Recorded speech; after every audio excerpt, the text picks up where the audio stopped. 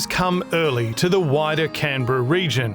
The August just gone was Australia's hottest on record, and the 2024 winter our second warmest since 1910. Despite a solid start to the season, the major ski resorts are now limping to the finish line, with the lower-lying Selwyn Snow Resort closing nearly 2 weeks ago.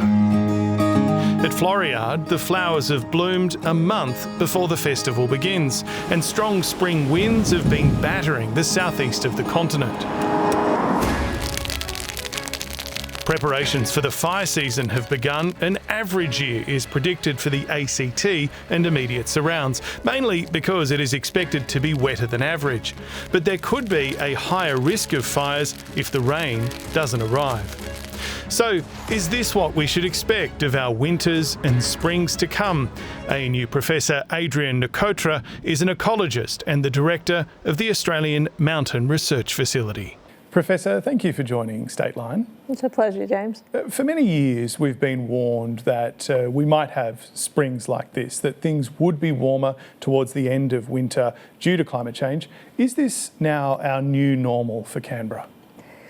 I'm no climatologist, but certainly those are the predictions in the models, right? That winters will be shorter, springs will come earlier, and we're looking at an overall warming trend. There have always been good and bad snow seasons, but the long-term trend, as you say, is not good. What does the future hold for the local ski industry? By, say, 2050, is it going to be really teetering on the edge of financial viability? That sort of depends on what we do in terms of curbing emissions.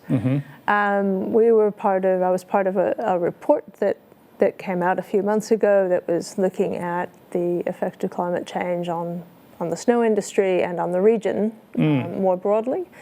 And we pulled together all of the existing modelling and did some updating on that modelling, and indication is that at a low emissions scenario, you're looking at something on the order of a 25% reduction in the length of the ski season. Wow. Moderate emissions, you're talking about more like 50%. And at that point, you're getting to a stage where the viability of the industry is seriously at risk. Your expertise is in mountain flora specifically. What sort of effect does a really early spring like this one have on the alpine environment and all those plants, shrubs, grasses, even I guess the wildlife as well, that rely on a normal length winter?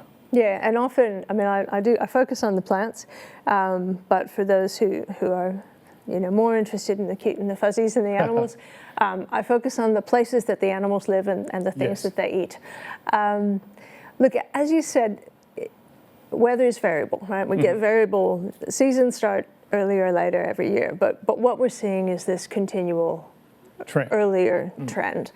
And that's probably going to be most impactful on the species that were most dependent on snow. So if you know the mountains, there are snow patches that used to persist all summer long. They don't anymore. But the species that live there are quite dependent on the water and the temperature regime of that snow. And so we expect that with earlier springs, the species that are on the edges of those snow patches will be advantaged, and we'll start sort of moving in on those. And so what we'll see over time is gradual shifting in where species occur, and then for some of those things that are more specialist on cold, wet habitats, it will become increasingly difficult for them to persist. The bushfire outlook for spring was released this week. We've actually already had our first advice level 5 for the season. It suggests that the ACT should experience average conditions thanks to above average rain. But if spring comes earlier more often, does that then mean that Canberrans should be expecting that we might see more fires come out of the Namadgi Park wilderness, for example, towards the city, which is normally where they come from? Yeah.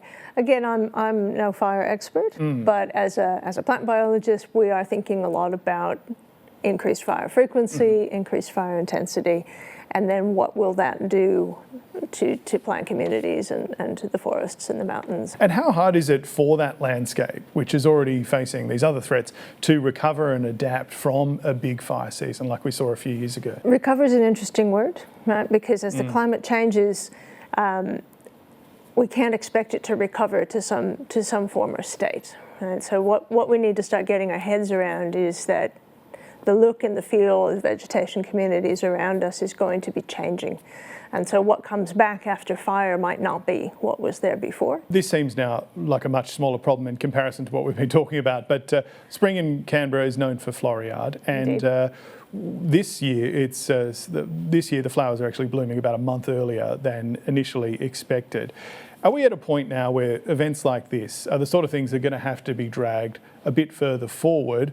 My guess is floriade will be fine because the designers and the organisers, the folks who plan that, they know their material really well, and they will adapt, right? But it kind of reflects back on what you were saying before. We need to start adapting. And if we want floriade to happen at the same time, then they'll be looking for different varieties, things that have different sort of heat hardiness, drought hardiness.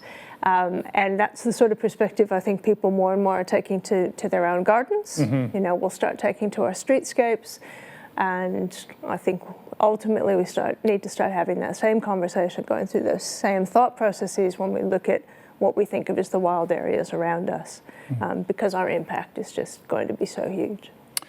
Professor, thank you so much for speaking with Stateline. Thank you, James.